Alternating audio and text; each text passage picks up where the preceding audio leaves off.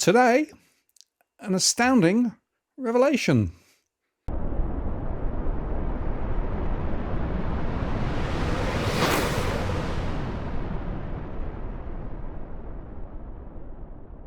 Hello again, it's Martin North from Digital Finance Analytics. Well, I suppose to covering finance and property news. Well, it's Friday again, and Tarek's back for another afternoon chat. Tarek, hello, welcome back. Another quiet week, really. Yeah, just nothing much. Potentially talks of strikes on Iran over the weekend. Big moves in some of the U.S. labor market indicators, and the Liberals might be getting replaced as the opposition, at least in terms of who's coming next in the polls behind Labor. They've got what till Monday to get back together, or they're going to actually throw a few jobs to the other side. Oh dear. I'm afraid that the opposition in Australia, to my mind, is doing nobody a service in terms of actually trying to deal with the real issues that the country faces at the moment. And I'm concerned about that because the political process should have real opposition and real analysis being done. But I have to say that if you think about what's been the key focus over the last week, not only in Australia but around the world, you've got the Epstein rubbish, which is going all over the place and is swamping the news channels. And then in Australia, you've got this political shenanigans going backwards and forwards between the two quasi-opposition parties. And I'm not sure that really ordinary people believe that our politicians are really focusing on the things that are really important to them. No, and I mean, I think part of the problem is that the Liberal Party haven't really been a proper opposition in a while. Even throughout Dutton's time in office, they were never really providing a broad-based, well thought out alternative. I mean, I get the feeling that that's going to be what the Liberal Party's investigation of their failure to perform at the last election will show, but that's currently being postponed by the potential threat of defamation lawsuits by the former opposition leader Peter Dutton. So we certainly live in interesting political times in that regard. But let's talk about the real stuff, which is what's really going on in the real economy. Of course, the RBA lifted interest rates by 25 basis points on Tuesday, and Michelle Bullock this morning actually gave evidence in front of Parliament. She was very, very careful to tippy-toe around, is it public sector or a private sector that's actually driving the problem? He said aggregate demand is too strong, etc., right? And she doesn't want to get involved in terms of the thematic that's come through a lot of the media saying, well, it's all because of the government spending boom, which of course is still running quite hot at the moment. But the aggregate, she's always talking about the aggregate, which I think is quite interesting. Well, in a way, I understand from a certain perspective because the RBA is meant to be independent. It's meant to let the government do its thing, and not get involved in political matters. That's generally how East is East and West is West, and never the two shall meet type thing approach that's been taken over the years. But the problem is that we've never seen something like this in the nation's history. We've never seen government push so hard on the fiscal accelerator of just throwing more and more money, more and more people into the economy, regardless of the potential inflationary impact.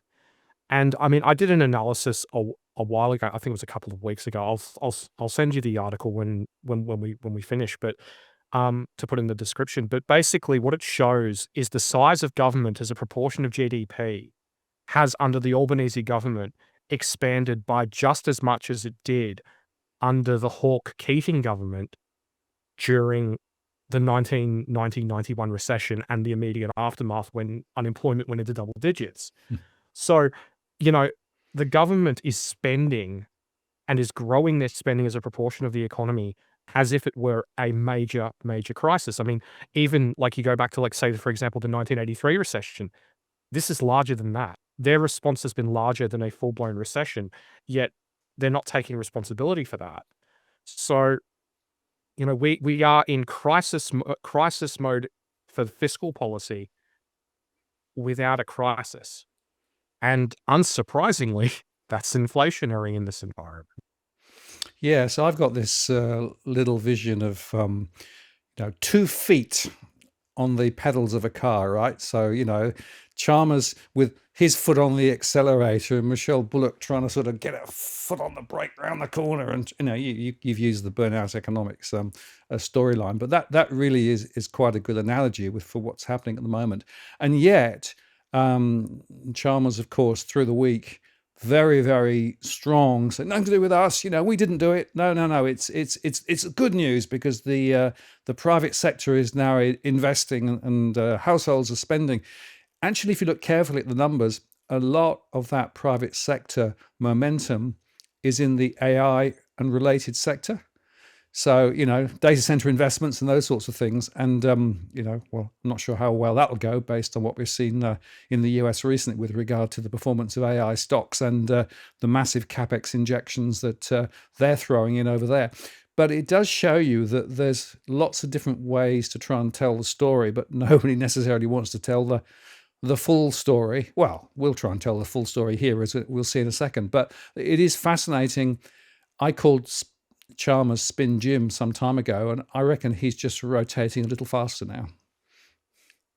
I think he's developing quite his own gravitational pull at this stage, given the given the speed that he's spinning at this stage. But it's just really quite a bit disappointing because, for those who have been following federal politics for a long time and have been following Chalmers' career as Shadow Treasurer, he did quite a good job in, pointing out some of the ways that the Morrison government was spinning things. He went after Josh Frydenberg quite a few times for, celebrating headline outcomes and not focusing enough on per capita outcomes. And to be completely fair, he was absolutely correct. But now we're getting a very different version of Jim Chalmers, who is just paying lip service to whatever the government's narrative is at the time. And to be completely honest with you, I think we're just seeing disappointing levels of spin from across the Albanese government because there's not really anything that's all that positive to talk about, aside from the fact that things aren't awful in terms of the headline outcomes. And then, I mean, like an example of this is Claire O'Neill on Twitter the other day talking about the fact that the government has delivered, well, I think it was 5,500 public social housing and affordable housing homes in 3.5 years in a country with 11 million dwellings. It's just absurd. I mean, I don't know why you would try and bring that up. I mean, if I was failing that badly, I don't think I'd be all that keen to just let everyone know how badly I was screwing things up. No, well, the O'Neill doctrine, as I call it, is definitely questionable.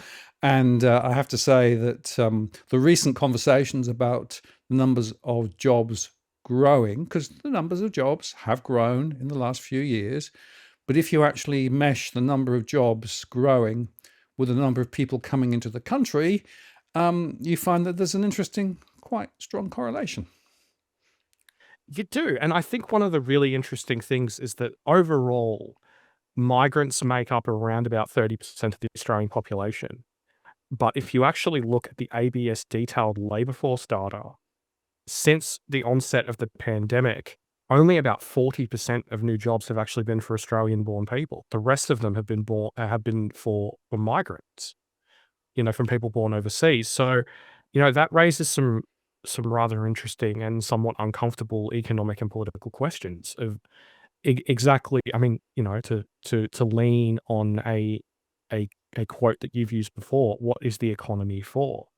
What exactly are we doing by adding all these extra people, yet not addressing the various skill shortages and stuff like that that still persist to this day, which by some metrics is significantly worse than they were prior to the pandemic. It doesn't really make much logical sense.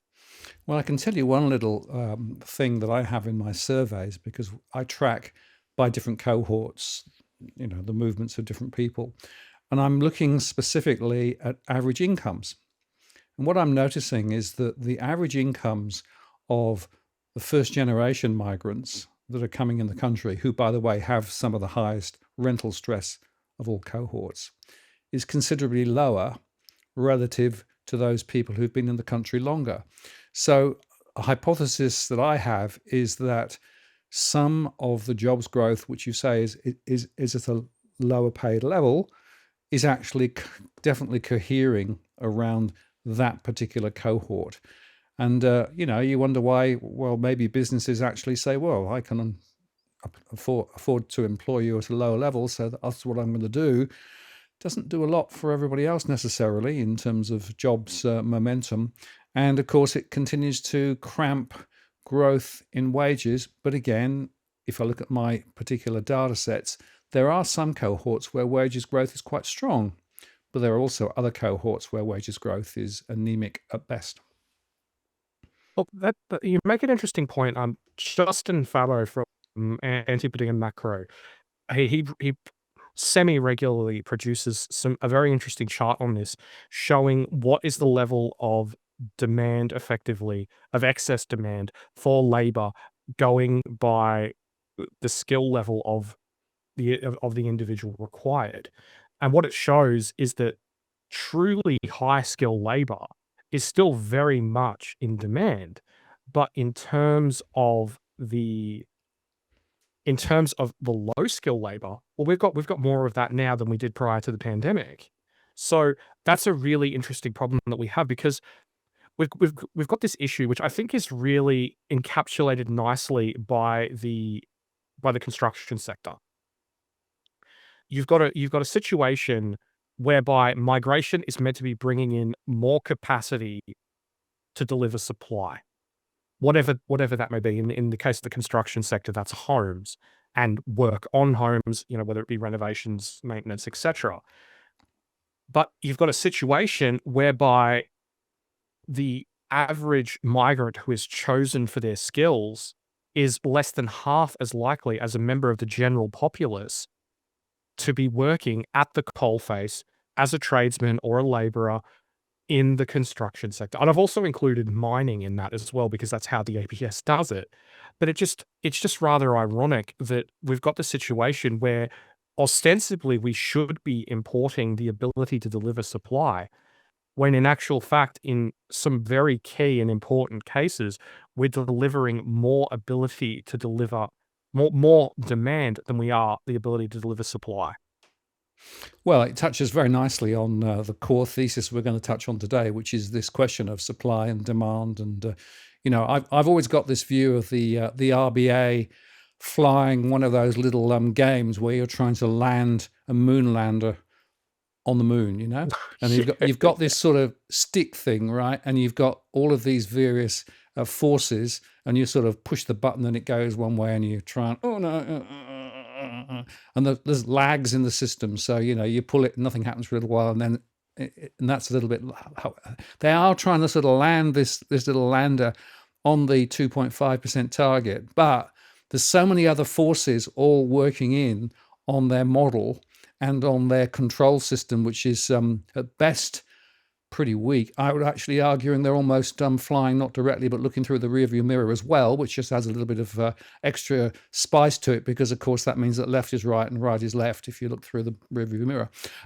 So effectively, you've got this difficulty of trying to I'm trying to land at 2.5%. Oh no, it's very difficult.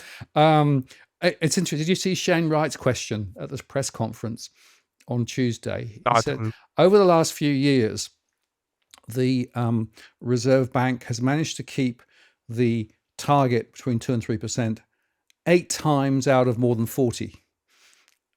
8 times over more than 40 decisions, right? And he said, if you were a football team, would you still be playing? And I think that's a very interesting question. No, absolutely. I mean, one of the things I think is funny is that I feel like, to go back to the car analogy, I feel like, yes, Michelle Bullock is controlling the brake, and she's driving the car. She's the one with the hands on the steering wheel, trying to drive the car backwards through the rearview mirror. And the problem is that she's got Jim Chalmers and Albo with their foot jammed on the accelerator, even as she tries to, to cool the jets, so to speak. And I think that we've just got this really major issue in that regard, because how is the RBA supposed to do anything really when they're unsure of exactly what the settings will be. I mean, a good example of this is if you go back to when Philip Lowe first raised rates back in 2022, back in May 2022. At that time, the expectation for net overseas migration for the 2021-2022 financial year was 41,000. That's what it said in the last budget, the early budget produced by the Morrison government. Now, that ended up coming in at over 200,000.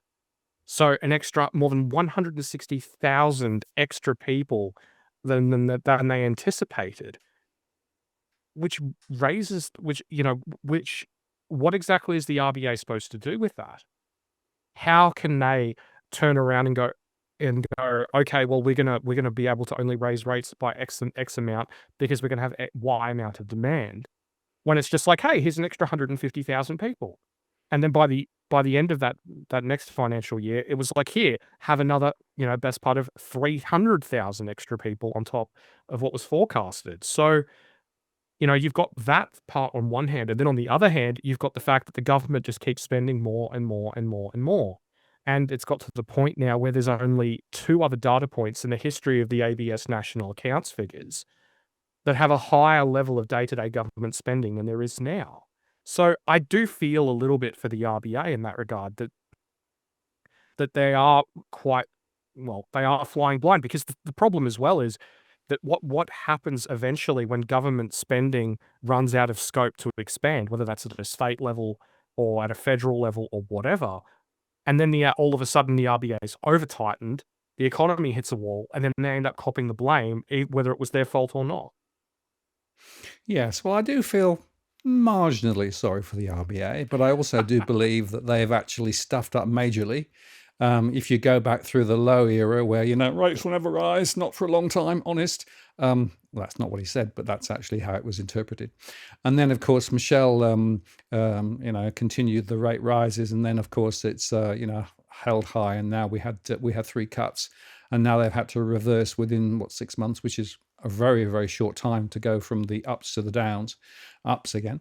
It is, I think, a bit of a thankless task being a central bank employee at the moment, because, of course, everybody looks to them for the fount of all knowledge, except, of course, that they've only got very small number of tools, which they don't necessarily use that well. I'm fascinated by Kevin Walsh being announced as the successor in the US, because, of course, one of his thoughts is that, well, maybe in the US, the Federal Reserve has been over-fixated on trying to protect the financial markets rather than Main Street. And so, there's a discussion there about whether they're going to actually shrink, if you like, the sphere of influence in the Federal Reserve, and focus on trying to actually help real people. Now, it sounds good in theory, although we'll see whether it comes in practice. And, Michelle Bullock does, of course, talk about, yes, she understands that it's hard when interest rates go up for those people with a mortgage, but we have to do it because, we have to keep inflation down. And I sort of get that. But I don't think that the consequences on ordinary people are fully understood by those sitting around those tables and making those decisions, partly because, of course, they don't have the same financial pressures as many other people, but they're also not caught in the real labor market like so many people actually are.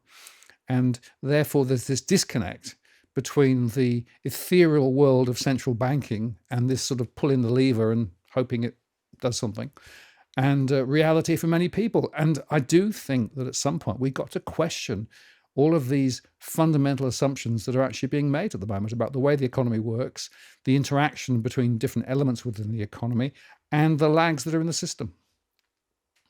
I mean, I thoroughly agree. I mean, I think what really needs to happen is we just need for government to take responsibility for the situation. I mean, yes, the RBA has tools that they can use, and I think that they should be pressing for more tools to be used by the likes of APRA. I mean, because like an example of this is like the runaway growth in investor housing credit. You're seeing that at the moment. That's obviously injecting extra cash into the market. It's pushing up. It's helping to push up housing prices. It's you know, it's quite clearly inflationary. Yet it's not being addressed. Now, that is something that they could address. They could sit down with the Council of Financial Regulators, which encompasses the RBA, it encompasses APRA, and they could work something out to address that. But to be completely fair, that's not technically their job. Mm. It's the government's job. They should be sitting down and they should be working out various different methods to achieve, lower inflation. But the problem is that anything that they do to drive toward lower inflation is going to lower economic growth. It's going to risk a recession, and that's something that the government and not just the Albanese government, the government in general in Australia has in recent years avoided like the plague. Well, that's absolutely right. And of course, the latest credit data showed a considerable rise in investment lending, more than lending for owner occupation. And I know that APRA's got this new speed limit that they sort of trickled in. But as I've said a few times, I think the speed limit's like having a 200-kilometre speed limit. It's way above where most of the market actually is at the moment. So it's a little bit sort of doesn't make much difference, really, Interestingly, though, the recent discussion with regard to changes possibly to capital gains for investment property, well, if that does trickle through into policy in some form later, and I'm not sure whether it will or whether it's just sort of one of those shadow boxing events at the moment, but I'm already seeing some property investors saying we can't actually make the property investment story work anymore because the costs are actually too high. I can put up rents so far, but there's a limit because of the cost. The rental trajectory is more limited by income growth rather than actually the pure cost of the property. And so I'm already seeing some property investors coming out at the same time as other property investors are piling in. So again, you're right. There is an intervention story here that should be being thought about. But whether it's going to be thought about correctly or whether it's simply going to just mask the problem some more, remembering, of course, that the government has outsourced the whole story of investment housing, i.e., housing for renters, to the private sector for years and years and years. It's a rather broken situation, unfortunately. I mean, I think that there is. I mean, what's really interesting is that there is the expectation that they are going to go ahead with this.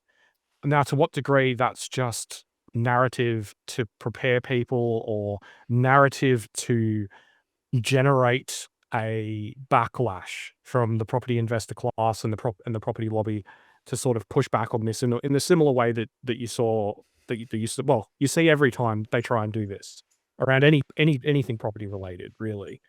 I mean, CBA is saying that they think. I mean, that they said this to News Corp. I think it was yesterday or today, that they think that there is going to be changes to capital gains tax for property for investors, and that they will be changes to negative gearing.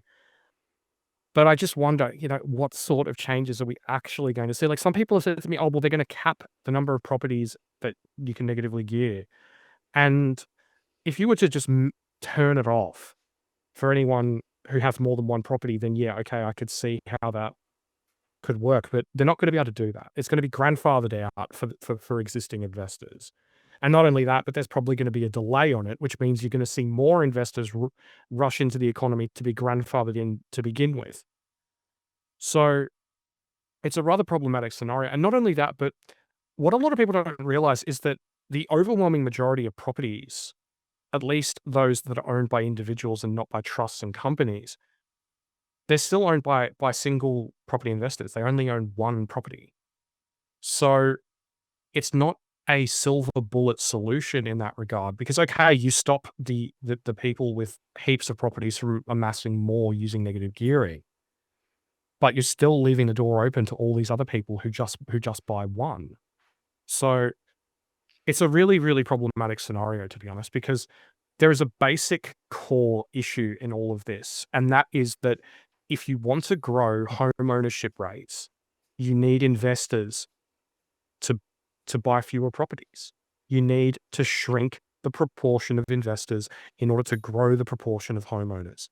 And if we want to get back to where we were, say, 60 years ago, when home ownership rates peaked, that is basically somewhere around about, I mean, obviously it depends on exactly what public housing does over this time horizon, But you're basically talking about roughly around 1 in 3 property investors today being, having to sell their property to an owner occupier to get us back to where we were 60 years ago, let alone trying to make real progress towards the heights of other nations who have achieved much better, much better and greater levels of home ownership elsewhere in the world. I mean, for us to get where Singapore is, for example, you would have to see something like 75, maybe 80% of property investors sell their properties, and I mean, if you're going to try something like that, oh boy, that's going to annoy a lot of people.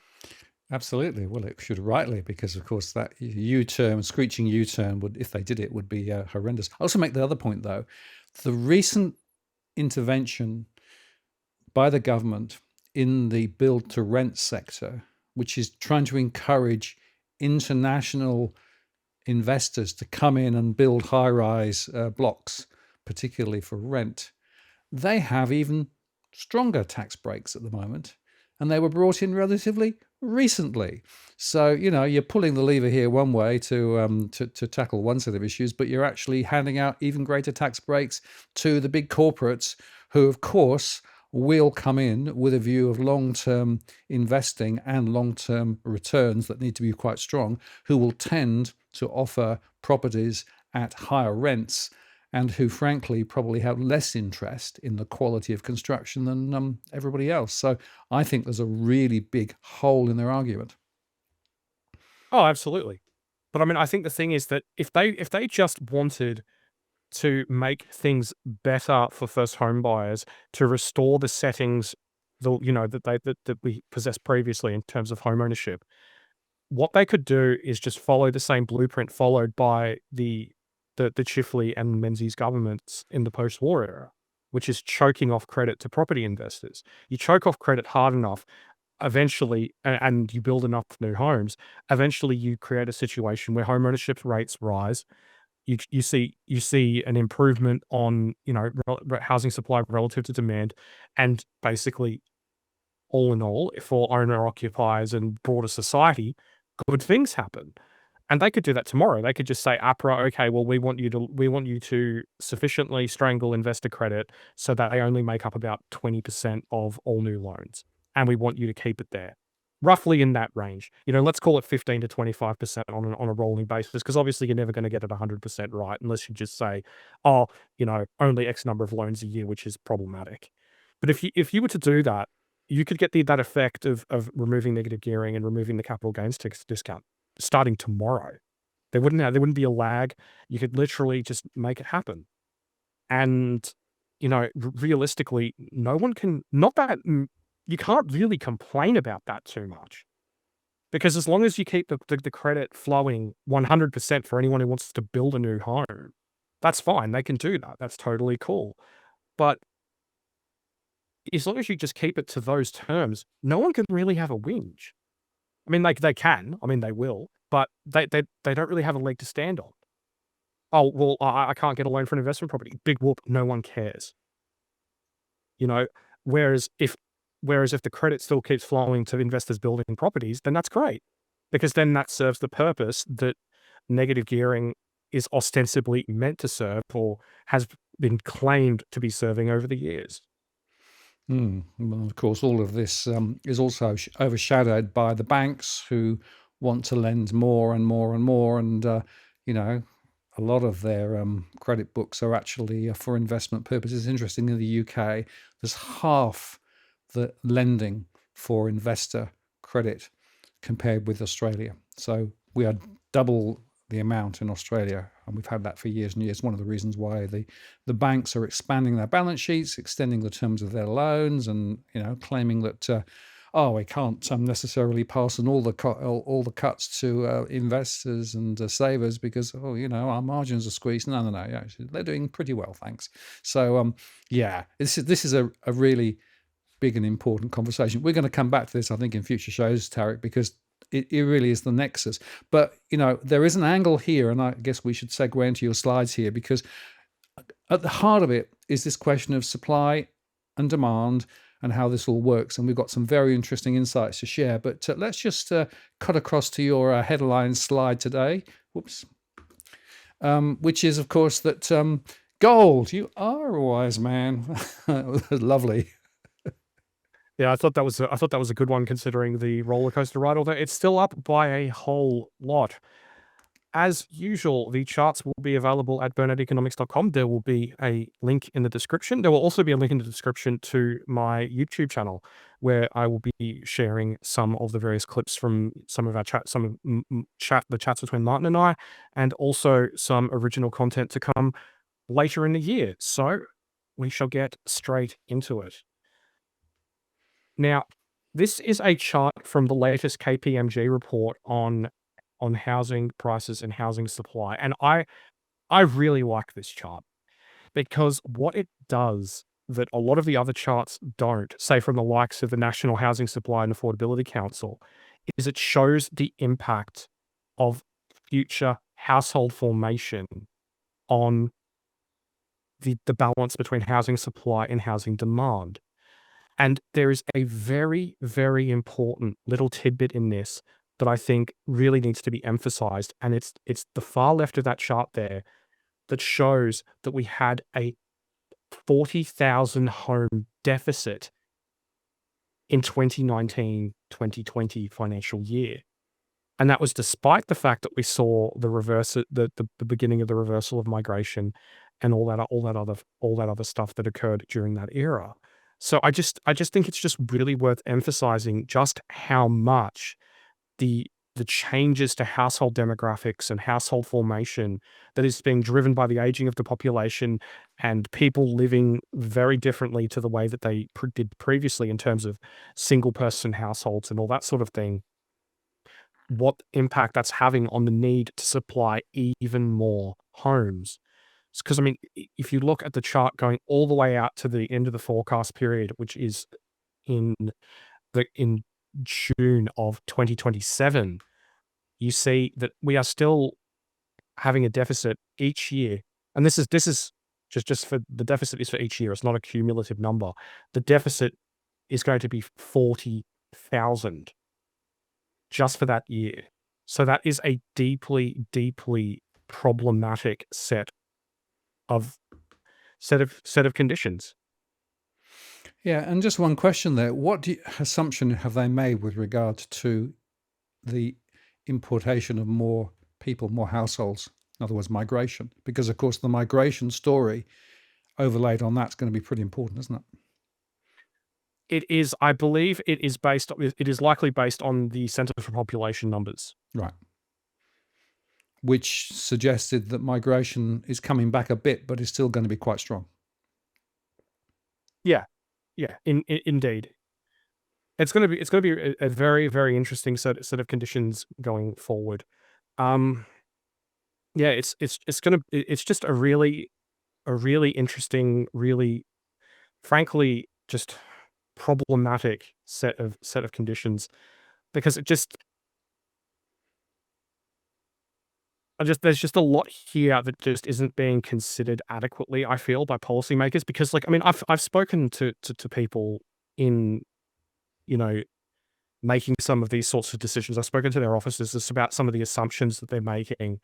And put simply, they just aren't factoring in these demographic changes. And it's really funny if you think about it, because you're talking about a situation that is not new. If you look back at the vast majority of Australia's post-war history, right? You look back to, say, the late 40s, the 50s, and you see that downward slide in the size of households, which means you're going to need, if you've got fewer persons per household and you've got the same population, well, that means you're going to need more. You're going to need more homes. It's Funny basic maths. Yeah. Yes, exactly. So, and that's what's continuing to happen to this day. So that is really the big issue here that I think that we have, that just isn't really adequately captured. And the problem is that once you start factoring in this type of demand driven by demographics, it basically just blows up any idea that the immigration intake that we have is viable. Now, whether you're looking at the data from KPMG or whether you're looking at an estimate from, say, HIA, who estimate that even before you take in a single migrant, Australia needs to build somewhere between 100 and 120,000 new homes each year. And that's just based on, excuse me, that's just based on demographics, on knockdown, the impact of redevelopments, knockdown rebuilds, and just the natural of people coming of age in net terms. So if you plug those numbers in to with migration, it's never going to work at that level. It needs to be lower. It needs to be a lot lower. And I'm just going to make one final point before this, turns into an absolute marathon. But one of the major issues with this is that people just say, well, it can't be that we have a 40,000 home deficit this year. Where were all the homeless people? And what people don't, what, those particular people don't understand is that people will adapt to the housing situation that they have. If you throw, 500 people into a new town with 100 homes, most of those people are going to end up getting housed. It's not going to be pretty. It's going to be cramped, but they'll end up getting housed. And that is what is happening at the moment. Some people are missing out, absolutely. You're seeing them in our parks, at our beaches, sleeping in cars, sleeping in tents in our caravan parks. Those people absolutely do exist. But then there's also this other set of people in that cohort. And these people are the ones who are stuck in homes that they don't want to be in, with people they don't want to be with. Now maybe it's just it's someone who just wants to move out of their parents' house and it's relatively benign. Or maybe it's someone who wants to get away from an abusive partner and leave with their children, but they can't. And there's all of these people who are suffering as a result of this very, very clear policy choice. And I find it, to not get myself into trouble by saying what I really think, because that contains a rather large set of expletives. It's deeply disturbing that this is allowed to happen and so few people seem to actually really care about it. Yes. And of course, it means that household formation, as we've said before, is later. People are putting off having kids as a result. One of the reasons why the homegrown birth rate is still falling away. And it has profound demographic consequences into later life too.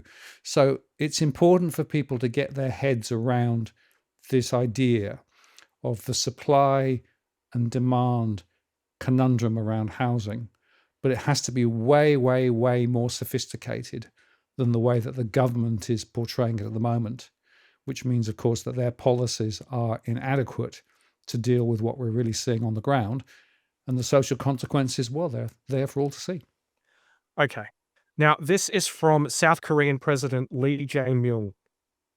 And this relates to the impact of this might be a little bit funny, but the treatment of capital gains on property in South Korea. And he said, I ask those who shed tears for multiple homeowners seeking windfall profits, don't you see the blood and tears of millions of young people who give up marriage and childbirth because of soaring housing costs? Yeah. To the heart of the matter. If only our Yeah, politicians...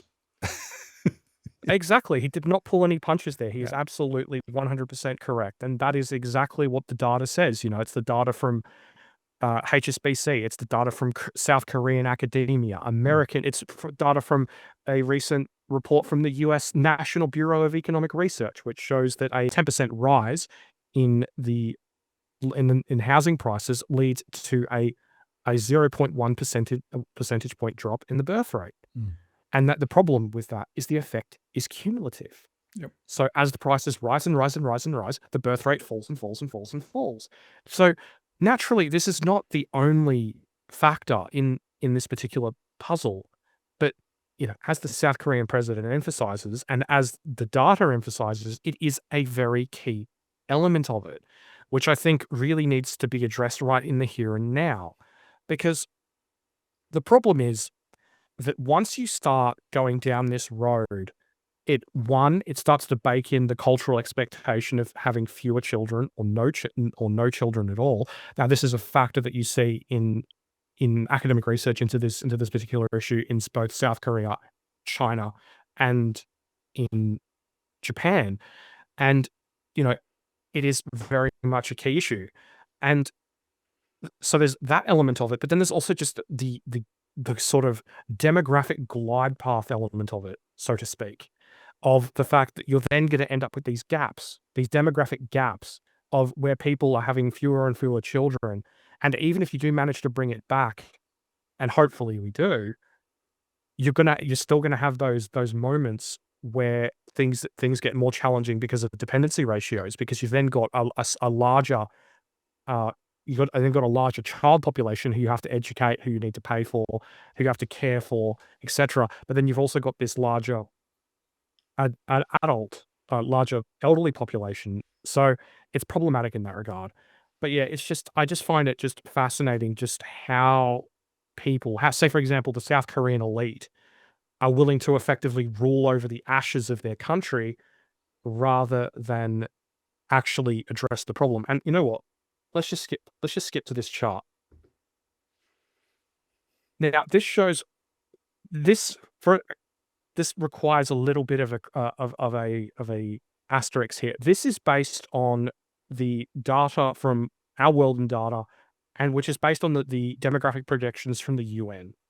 Now, this may sound crazy, but this is actually very much an upside scenario to what Korea is currently experiencing. If you actually plug those numbers in, it's a lot worse. But it just goes to show that basically by 2100, the South Korean population is going to drop by more than 2/3 if that scenario is realized. Now, if the more downside scenario is realized, it's going to drop by even more than that. So this is a really, really challenging and problematic scenario for the Korean people, and a it is a preview of our future if we don't fix the issue. Now, yes, it's going to take a whole lot longer. Our fertility rate is still a whole lot healthier than Korea's, but a little piece of, what shall we say, perspective. Australia's fertility rate today is only a few small percentage points higher than where Japan's was at its peak in the 2010s. So we are not far off the danger zone, the real danger zone that we saw SBS documentaries about, and documentaries and galore, and worrying articles about Japan's demographics only a few short years ago. And now that's us. Yes, and the trends are that it's going to continue to get compressed. So people can't afford to form new families because they can't afford to find somewhere to live. The costs of having children, of course, are huge. Now, the government sort of intervened with childcare in their latest policies there. But of course, that's putting an impost then on the broader population in terms of the costs of that. And I wonder about its efficacy as well. So it's not really tackling the critical issues. And I noticed there was some commentary quite recently about the limitations still of the childcare strategies and policies in Australia that sort of allows two people to go out to work quicker because of childcare. But of course, that means that now the banks say, well, you can assume two full-time incomes when you actually come to mortgage serviceability. So if you start making the childcare story a little easier, thanks to government policy, that allows people to borrow more and then get into debt more, and that blows up house prices again. So I'm afraid all these things are interlinked. They are, and I just want to make a point on the issue of childcare. Like the expectation is that the Albanese government is going to make universal childcare one of its cornerstone policies for it this term. Like there is speculation, for example, from the Guardian that Anthony Albanese wants this to be his crowning achievement, his legacy policy. That the thing that he's remembered for. But there's a problem with that. Now, I recently went through the data from the department. I believe it's the Department of Education, and it basically covers the numbers on what we are spending on the childcare subsidies from the federal government. And since between 2019 and the end of 2024, it rose the amount per child. So this is just the fact that there's more children using childcare. It's the amount per child rose by 68.1%, or more than 3 times the rate of inflation. Now, if we're not careful, and let's be honest, we're not going to be careful, this is going to become NDIS 2.0. Yep. It is going to be a fiscal drag that is going to cost the government an absolute shed load of money. It is going to enrich the people who provide these services, and it is going to be a white elephant that is going to, that, like the NDIS, is an emotionally charged, deeply, shall we say, feelings-driven political issue that you're not going to be able to touch or fix, because if you do, you're going to be accused of being a heartless bastard. Yeah. And that, of course, is the issue. So you might start out with good intentions to try and fix a bit of an issue, which is a critical issue, and it sounds good from a political perspective, but the fallout, the implications are profound. The NDIS story is a good example of that. AUKUS is another good example of that. It's even worse, I think, when I get our subs, according to an article I saw the other day. And the childcare story, again, policy needs to be carefully crafted with a good view of what the real implications are going to be, not just today, not just through the next election cycle, but down the track. And unfortunately, particularly on the Labour side, we seem to be in the situation where, well, we're going to start down this journey, and then you look back 20 years later and discover that it's a huge impost on the budget, which means you can't then spend on other things, or you have to continue to push taxes higher. And if you push taxes higher, then you have got a lot of other issues. This is such a critical issue, and I just think strategically there is not enough understanding of the decision implications, not just for today, but for the future. No, there isn't. And I think part of the problem is that we have an opposition on this that's missing in action. They're more than happy to throw barbs and say things like, well, oh, look at how expensive this is. It's completely unsustainable. It's blah, blah, blah. But then they don't have a problem to fix it.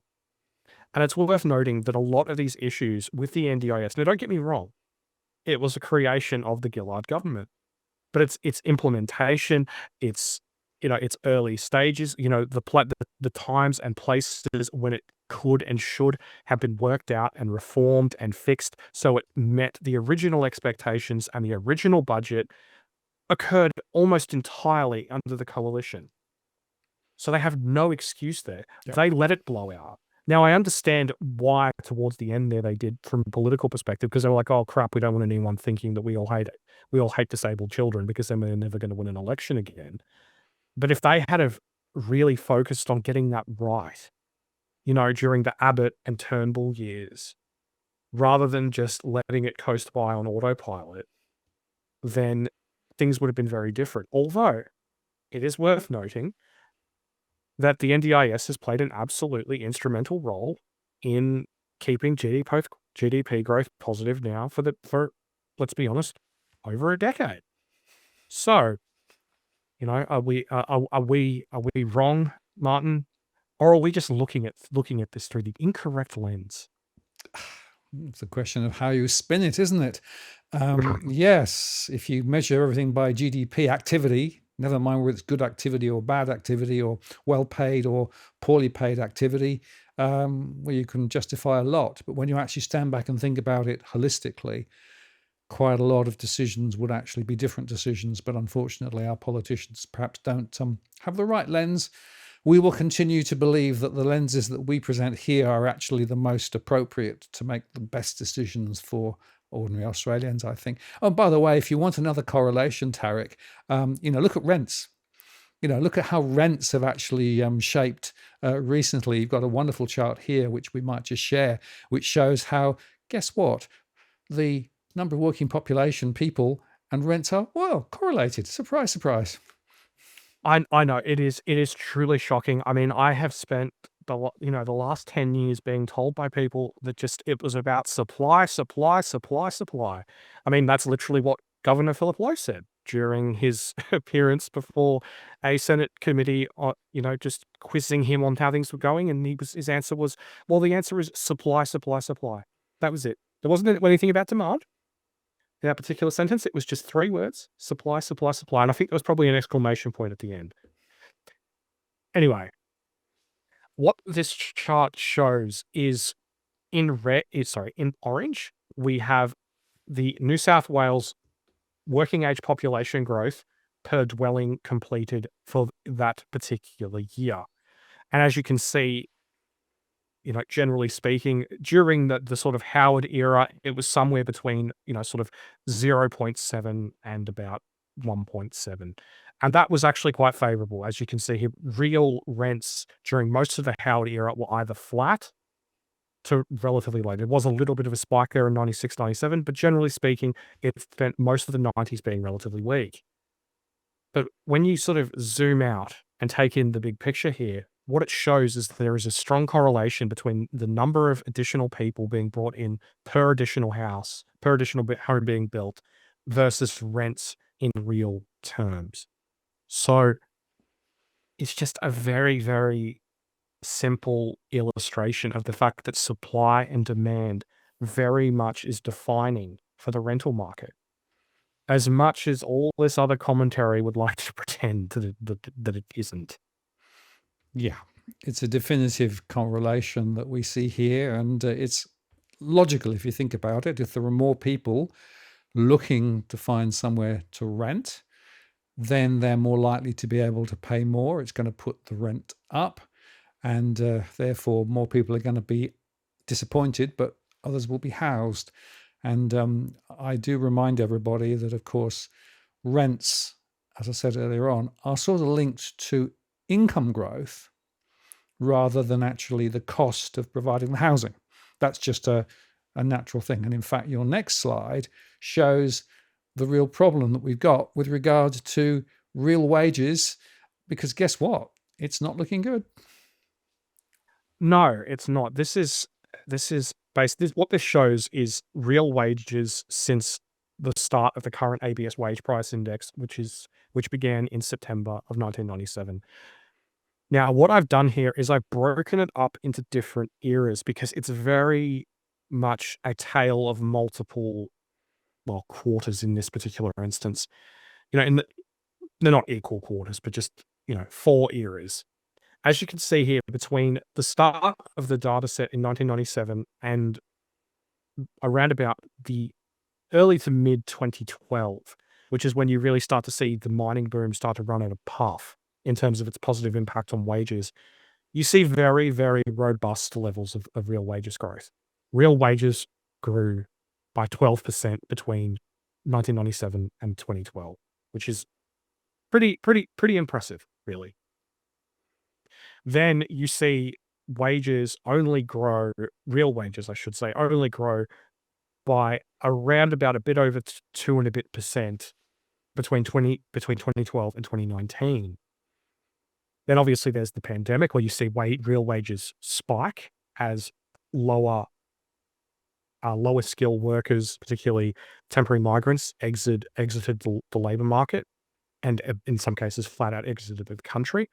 And then in yellow, you've got the era of the Albanese government, where there has been a degree of recovery, but that comes with something of an asterisk. The problem is that particular uptick was partially, and some would say heavily driven by the impact of the Albanese government's electricity subsidies and those provided by various states and territories. So that distorted the level of headline inflation lower, which pushed up the level of real wages. Now, it's worth noting that if you look at the RBA forecast, that is now expected to reverse. Now, to exactly what degree, we will have to see, but to a fairly significant degree of the anemic growth that we have seen. So we are going absolutely nowhere fast. And I think it's just worth making just one little additional point to this. This is unique to Australia. If you look at real wages in the US, you look at real wages in Canada, don't get me wrong, they're not setting the world on fire, but they're not going backwards to the degree that we have. So, especially the US. The US is just powering ahead while we are going to spend the best part of the next decade, maybe two, getting back to just where we were by the end of the 2010s. Yeah, and if you look at a comparative growth of asking rents in Australia, the US, and Canada, you've actually got a chart on this, which is worth cutting to, I think. It is really quite astonishing to see the difference, right? So the Australian story is hugely out of kilter compared with the US and Canada. Absolutely, and I think the thing that's really interesting about this is people said to me, "Well, it's the pandemic, it's the pandemic, it's the pandemic," and I said, "Okay, fine. It's the pandemic. That's the major issue. Let's remove the pandemic from the equation. Let's go solely from the second quarter of 2022, which is when, you could say things had begun to more fully normalize. So this is from July 1st, 2022. And what I've done here is I've charted asking rents from SQM, Zillow, and Rentals Canada, and how much asking rents have risen across that time. And as you can see,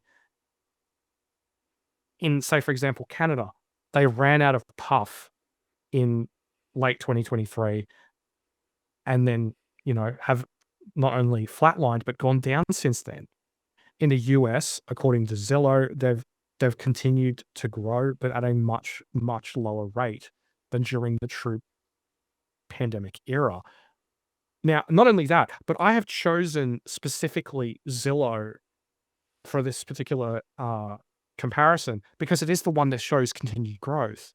If I was to turn around and use the data from Apartment List, oh boy, it would look even worse. It would look even worse because in by some metrics, rents are to some degree fallen.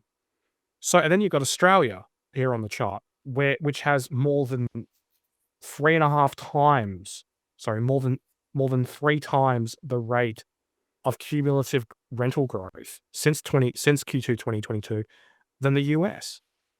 So we are unique. We are not, we are not just part of the crowd, as the Albanese government insisted again and again that oh no, things are just like that in the rest of the world. It's just the pandemic. It's just the after effects of the pandemic. It's not.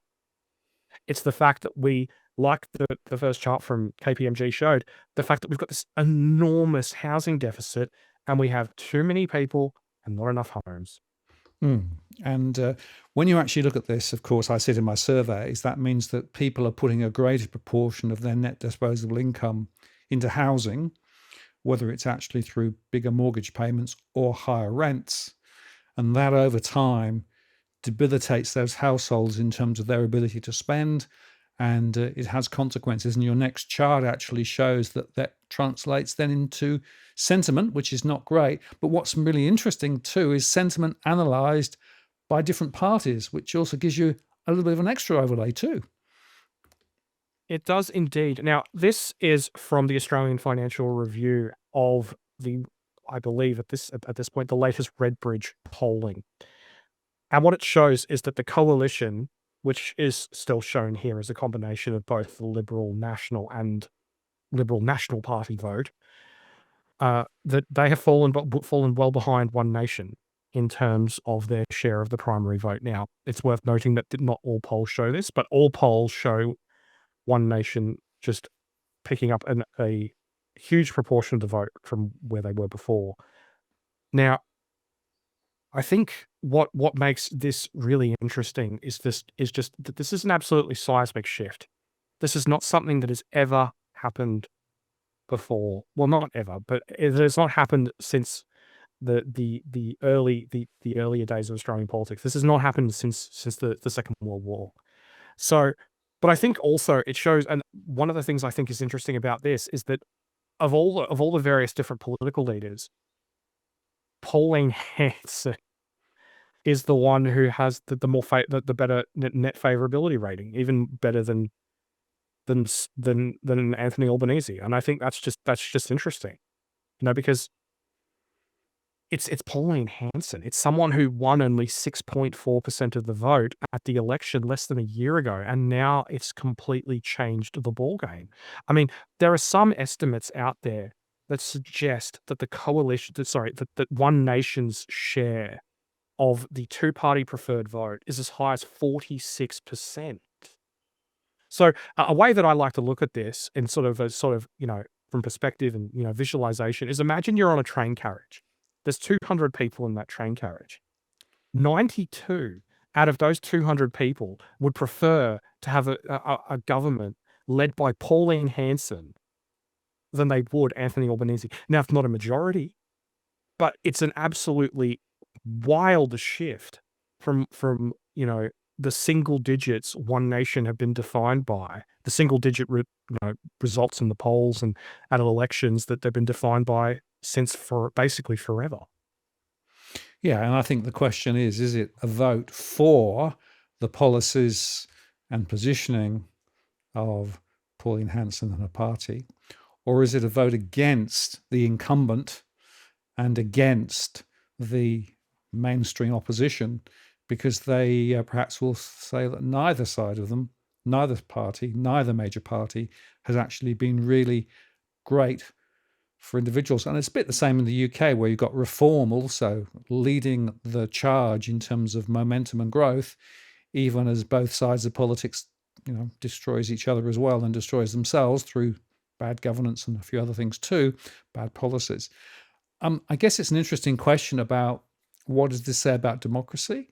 And if you're voting against something rather than for something, what are the implications of that? No, I agree, and I think the thing is that what we're seeing in this instance is, I think it's a combination of both, because as another part of this poll, it showed that a majority of voters, in terms of like the largest proportion of voters, said that One Nation was the best equipped to handle the issue of migration. I think it was about 35% of voters said that they were the best equipped, that One Nation was the best equipped. So I think on that particular issue, people do genuinely believe, of a large proportion of people, I should say, genuinely believe that Pauline Hanson and One Nation is the answer. But I also think that you are correct, that it's that beyond that, it is very much a protest vote. It's a vote of frustration. It's a vote of not being listened to, of not being heard over the years. And I think part of the problem is that you look at all these various polls. You look at Essential. The majority of people say the country's on the wrong track. You look at, I think it was either Essential or Resolve. A majority of Australian women say that migration is generally negative. You look at at all these polls telling you things about how people see the country, and then instead of looking at those polls, talking to their constituents, interacting with their communities, and then adjusting policy accordingly, we get this ivory tower politicking. Mm. And and just to go to the next chart that's related to this, it could potentially deliver this. Now, this is a projection from 6 News, which has put together, a model based on YouGov's latest polling, which runs up to the end of January. And what this shows is that Labor is also exposed to losing seats to this new set of conditions. This has them losing 16 seats, while the LNP and the Nats are expected to lose 19 seats. Meanwhile, One Nation is expected to be up by 32. So you're just seeing this complete fragmentation, potentially, of Australian federal politics. Now, I think this is worth adding something of a qualifier to. We don't know how the preferences are going to flow at the next election if One Nation remains in a position, in this sort of position. We simply don't know, because the problem is all these various models have generally operated under the idea of a two-party preferred split between the coalition and Labor. So we don't know exactly how things are going to split. So It's very much up in the air. But if this is even remotely possible, this is still an absolutely seismic shift in Australian federal politics. And I think it also just should be a little bit of a warning for the Albanese government. Because there is a message here that it might not just be the coalition who gets hit by this. It could be you as well. And it is worth noting too, just that when reform began their rise in the UK, it was the Conservatives at first who took the big hits. They were the ones who bore the brunt in the early days of reform's rise. But as it became clearer and clearer that the Starmer government wasn't going to deliver what people wanted, or whatever that may be, all of a sudden it started to eat into the Labor vote. Mm. And, you wonder if that could happen in Australia.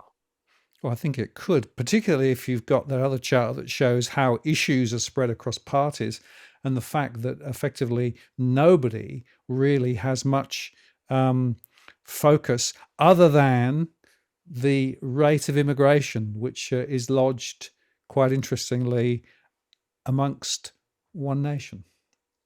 No, that's a really good point. It just goes to show that singular issue is really gaining one nation of a great deal of traction in the current environment. But I think it also shows something as well, that while that is the one issue where one nation is, you know, unquestionably strong in relative terms, the rise that you're seeing in their performance on other issues, even on, say, for example, national security, where they're securing around 1 in 5 voters' nods of approval, it just goes to show that they are moving more into the mainstream of the voters' collective consciousness. It's no longer just, "Oh, wacky Pauline and her crazy fish and chip shop crew." Mhm. It's, wow, it's these people are now under consideration for all these different issues. Now, obviously, different parties have different historical strengths, and that obviously plays into the result, but it just goes to show that they are becoming a much more viable mainstream force, which, I think if you had have said that to people before the last election or even immediately after, people would have laughed at you. Yes, I think it underscores this idea that there's a lot of influx at the moment, a lot of people looking for alternatives. Barnaby, of course, going across to Pauline is part of the story too. I wouldn't be surprised to see more defections. It's happening in the UK now with people defecting to reform. You could argue that there are more on the more conservative side of politics drifting across, but in fact, rumours now are that people from Labour in the UK are also going across to reform because, well, is it rats leaving a sinking ship? I'm not sure, but it really just shows you how fluid it is because of a policy failure over many years. And we've got the chart here on consumer sentiment split by the different major parties, which is a fascinating little underscoring of what's going on in Australia. It is. Now, I was recently looking at the University of Michigan consumer sentiment chart, and it basically shows what different households think based on their political allegiance, whether they are an independent voter, which is basically someone who's politically unaligned, or whether they're a Republican or a Democrat. And it got me thinking, what does it look like for Australia? And it turns out the RBA has done a fantastically interesting analysis on this. And what it shows is that if a Labor government is in power, Labor voters are more positive about the future and the present. If a Liberal government's in power, Liberal voters are are more positive about the present and the future. And then the moment that that party loses power, the moment that their party loses power, all of a sudden it's a case of, oh, yeah, no, my outlook's not so good anymore. I don't think that I don't think the country's on the right track anymore. And you can really see it just, I think, quite nicely in the chart in the purple down the bottom, and just how the spread changes depending on who's in power. And I don't know, as someone who strives to at least make an attempt at, what would you refer to it as? An attempt at perceiving some sort of objective reality. I can't help but just be just taken aback by just how dramatically people's perception changes based on their politics. So in a lot of ways, might annoy some people by saying this, but in a lot of ways, political allegiance is a little bit like a mind-altering drug. Yeah, well, I remind us of Hitchhiker's Guide to the Galaxy and the Infinite Improbability Drive, right? And as they sort of dial the infinite improbability drive back down, it basically at one point said, normality has been restored. Anything else is your own problem, right? And I think that's the point, right? There is a certain point about the fact that what you think is normal may not actually be anything other than just the way things are. And some of the statistics that you see try to present you a particular picture, but maybe that's not really giving you the full picture. So how much of it is just things happen? Normality is uncomfortable, difficult, and sometimes trying to overlay a narrative on it leads you into false perceptions.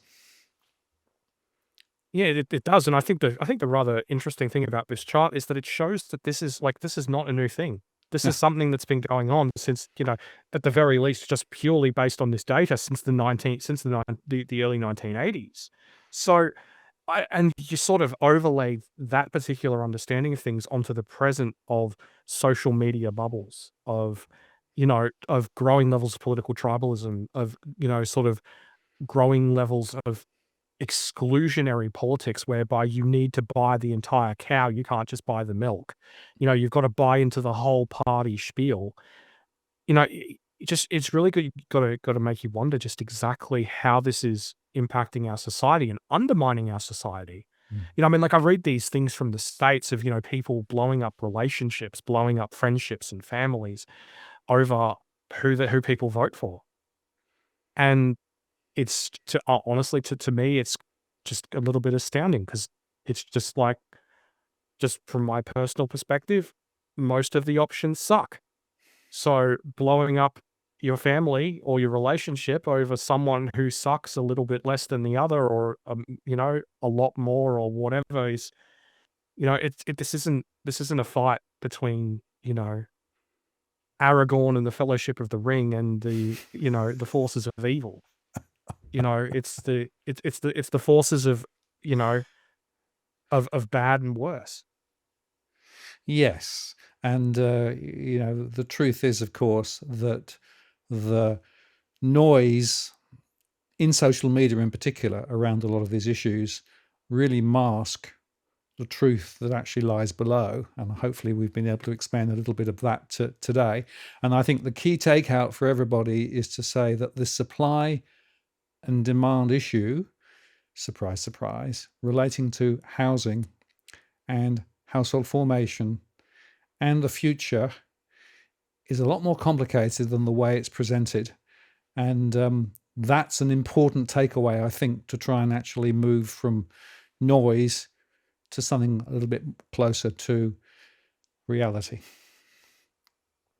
Indeed, and the only thing I would really add to that is just that a lot of the commentary on this to these days is politically motivated.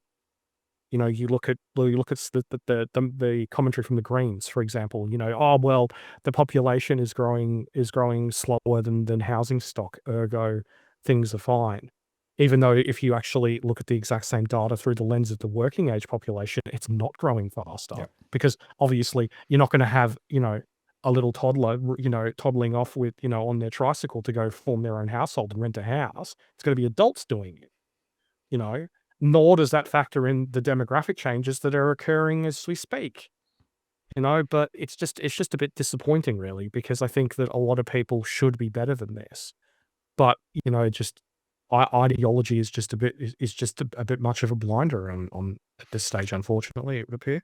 Yeah, and there's short-termism, and there's trying to position to win the next election and all of those good things. But some of the stuff that we've touched on today highlights that underneath it all, there are some really big and important questions. But also the good news is that if policies were actually changed, you can make a huge, huge difference to the lives of ordinary people.